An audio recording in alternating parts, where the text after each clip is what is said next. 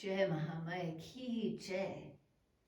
In our last chapter, we read about Harishchandra going to heaven after all his trials and tribulations. Now we're moving on to chapter 28. King Janamejaya said, "Oh, Vedavyasa, wonderful is the story of the religious king Harishchandra that you have described, the great Bhakta of Shakti Devi. Why is it that auspicious Shiva, the wife of Shiva, called Sataksi, explain to me the cause of it, O Muni, and thus make my birth full of use and success. Who is there amongst the clear-minded that gets fully satisfied when he hears the good deeds of the Devi? Each sentence describing the good deeds of the Devi gives the undecaying fruits of the Ashvamedha sacrifice." Vedavyasa said, "O king, hear, I am describing the story of Sataksi Devi. You are the great devotee of the Devi, so I have nothing that I cannot say to you.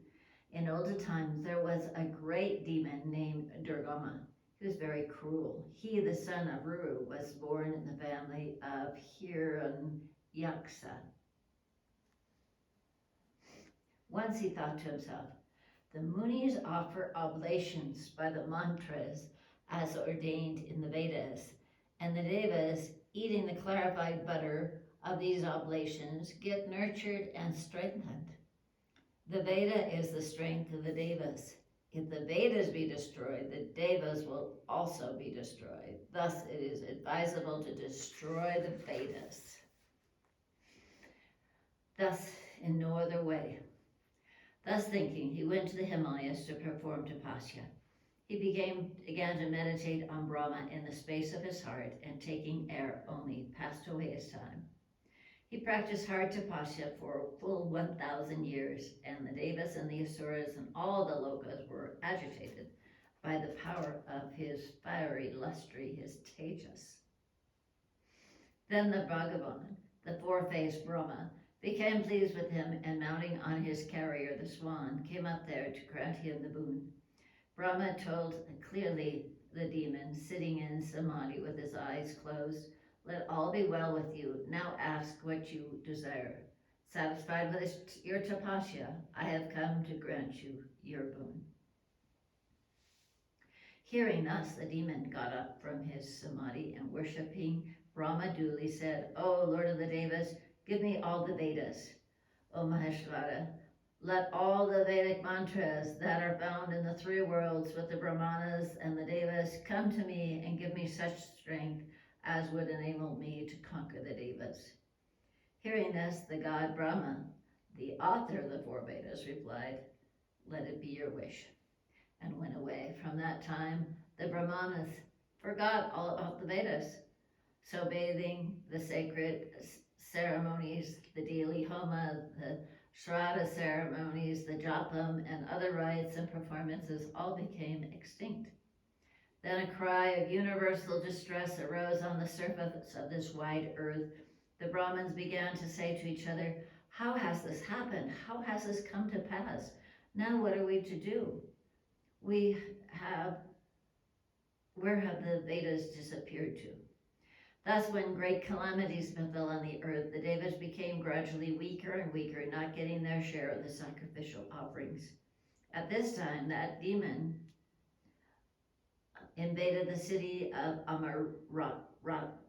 Amravati, and the Devas, not being able to fight with the Asuras of a thunder-like body, they fled various directions. They took refuge in the caves of the mountains of Sumeru and other inaccessible passes of the mountains, and began to meditate on the highest force, the great goddess. O king, when oblations of clarified butter are offered to the fire, those get transferred to the sun, Suryaloka, and get transformed as rains. So when the homa ceremonies disappeared, there was the scarcity of rain. The earth became quite dry, and not a drop of water was found anywhere. The wells, tanks, pools, rivers, all were dried up, and the state of no rains lasted 100 years. Countless people, hundreds and thousands of cows, buffaloes, and other beasts went to the jaws of death. The dead bodies of persons remained in heaps in every house. Persons could not be found to perform their burning ceremonies. When such calamities were seen, the calm and the quiet body of the Brahmanas, in their earnestness to worship the supreme goddess, went to the Himalayas. They, with their whole heart and without taking any food, began to worship the Devi daily with their samadhi, meditation, and worship. O Mother, show mercy on us, O Mother. It is not praiseworthy to thee to manifest such anger on those low persons who are, of course, guilty of sins. So, O Divine Mother, forgive us if thou art angry on us for our faults. Even then we may be excused, for thou art the eternal, internal ruler within all of us, and so we do whatever thou impel us to do. The other devas become pleased and give fruits when they are worshipped by Japam in the Homa ceremonies, but that is not even possible due to the disappearance of the Vedic mantras from amongst us. But you are kind as mothers are towards their children, whenever they remember. So without thee, there is no other rescue or recourse for these people. O Maheshwari, whatever thou willest, thou canst do that. So what art thou seeing again and again, O Divine Mother? How can we live without water, what is called the life? Now rescue us from this great difficulty, O Mother of the worlds, O Maheshwari. Be pleased, O the ruler of the endless crowds of Brahmanas. Obeisance to thee, we bow down to thee, the unchangeable of the nature of intelligence. We again and again make obeisance to thee, the Lady of the universe, who is realizable by the Vedanta word, not this, not this. All the sayings of the Vedanta declare thee by negating, not this, other transient objects, as the cause of all the universe. We, with all our hearts, now bow down to Divine Mother. When the body of the Brahmanas thus praised and chanted the hymns to Maheshwari, she created innumerable eyes within her body and became visible. Her color was dark blue, like heaps of eye paint, eyes like the blue lotus and expanded, breasts round and so fleshy that they touched each other, four-handed with her right hand, holding arrows on the other hand, holding lotus on her upper left hand, holding a great bow on the lower hand, carrying vegetables, fruits, flowers, and roots with abundance of juice, destroying hunger, thirst, and fever. She was the essence of all beauty, lovely, luminous like the thousand suns and the ocean of mercy. That upholder of the universe showed her form and began to shed waters from her eyes for 9 nights continuously.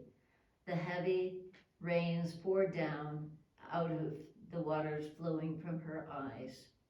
Seeing the misery of her children, out of pity, she showered incessantly tears from her eyes, and all the people and medicines were satisfied.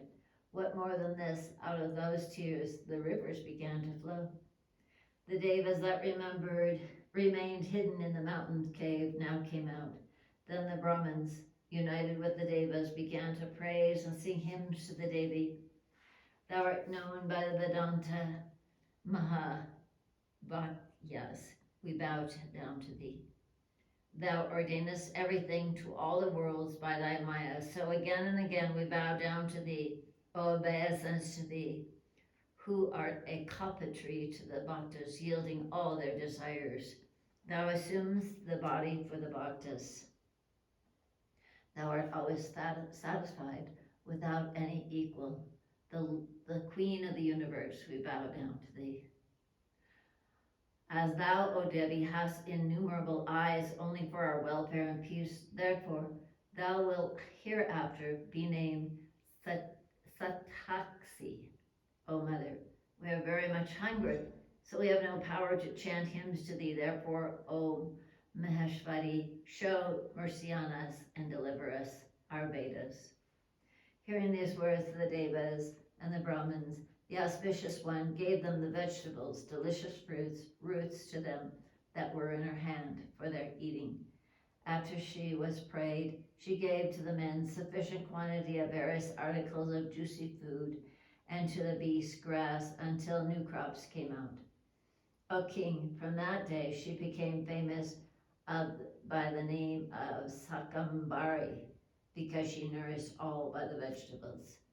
Great tumult arose, and the demon Durgama heard all from the emissaries and started out to fight with his weapons and arms.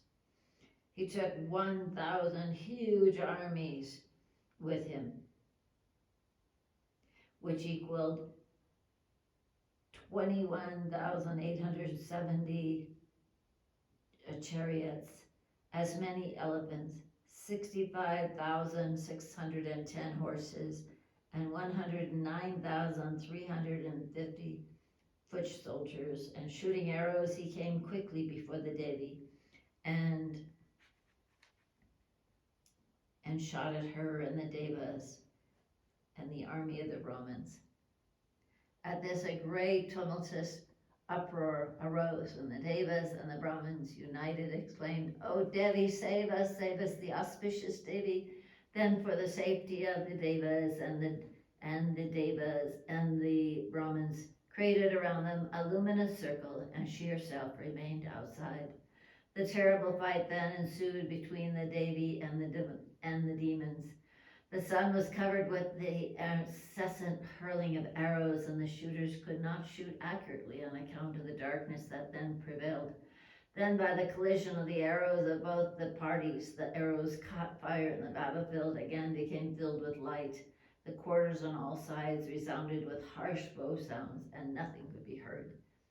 At this moment came out of the body of the Devi the principal Shaktis, the forces incarnate, Kalika, Tarini, Sodasi, Tripura, Bhairavi, Kamala, Bagala, Matanji, Tripura, Sundari, Kamaksi, Tulaja, Devi, Jambina, Mohini, and 10,000 armed other Kalis and others. 32 Shaktis, 64 Shaktis, and then innumerable Shaktis, all armed, came out of the Devi successively. When the Shaktis destroyed all 100 of the forces, mridangas, kanchas, lutes, and other musical instruments were sounded in the battlefield. At this time, the enemy of the Devas, Durgama, came in front and first fought with the Shaktis. The fight grew to such a terrible extent that within 10 days, all of the troops were destroyed. So much so that the blood of the demon soldiers began to flow in torrents like rivers. When the fatal 11th day arrived, the demon, wearing red clothes on his waist, red garlands on his neck, and anointing his body all over with red sandalwood paste, celebrated a very grand festivity, and mounted on his chariot and went out to fight. With a strenuous effort, he defeated all the Shaktis and placed his chariot before the Divine Mother. Then a horrible fight ensued for 6 hours. The hearts of all shivered with horror. At this time, the Devi shot 15 very, very awful arrows at the demon. His 4 horses were pierced by her 4 arrows. The charioteer was pierced by 1 arrow. His 2 eyes were pierced by 2 arrows, his arms by 2 arrows, his flags by 1 arrow, his flag by 1 arrow. His heart was pierced by 5 arrows. He then leapt his body before the Devi, vomiting blood. The vital spirit, the luminous counterpart, emitting from his body, merged in the space-like body of the Devi. The 3 worlds then assumed a peaceful appearance when the greatly powerful demon was killed. Then Shiva, Brahma, Vishnu and the other devas began to praise and chant hymns to the World Mother with great devotion and voices choked with feelings. The devas said, "O auspicious one, thou art the only cause of this illusion of this world, presenting an unreal appearance. Well, the great Brahma is the only reality, so thou art the lady of all the beings. Otherwise, why would it be that thou hast nourished all the beings with vegetables? So obeisance to thee, O Sakambari, 100 eyes. O auspicious one, thou art sung in all the Upanishads, the destroyer of the Durgama Asura. We bow down to thee, the mother of Maya, the dweller in the 5 sheaths of all Anna, Rasa, etc. We meditate upon thee, the lady of the universe, as demonstrated by the Pranava Om, whom the chief munis meditate with their nirvikalpa hearts, hearts free from any vikalpa, doubts or ignorance. Thou art the mother of the endless crowds of universes. Thou assumest the divine bodies at times for our welfare. Thou art the mother of Brahma, Vishnu, and others. We bow down to thee with all our hearts. Thou art the mother of all, so out of mercy thou hast shed tears from thy 100 eyes, so remove the miseries of the low, humble persons. Thou art the ruler of all. Thus when Brahma, Vishnu, and Shiva and the other devas praised and chanted various hymns to the Devi and worshipped her with various excellent articles, she became instantly pleased. Then the Devi graciously pleased handed over the Vedas to the Brahmanas. At last she, the cuckoo voice, made a special address to them. These Vedas are the excellent parts of my body. So preserve these with your greatest care. The more so when you all have seen with your own eyes what a great calamity befell on you when the Vedas went away from your hands. You should all worship and serve me, the controller of all the universe, always. There is no other thing higher than this that I can advise you for your welfare.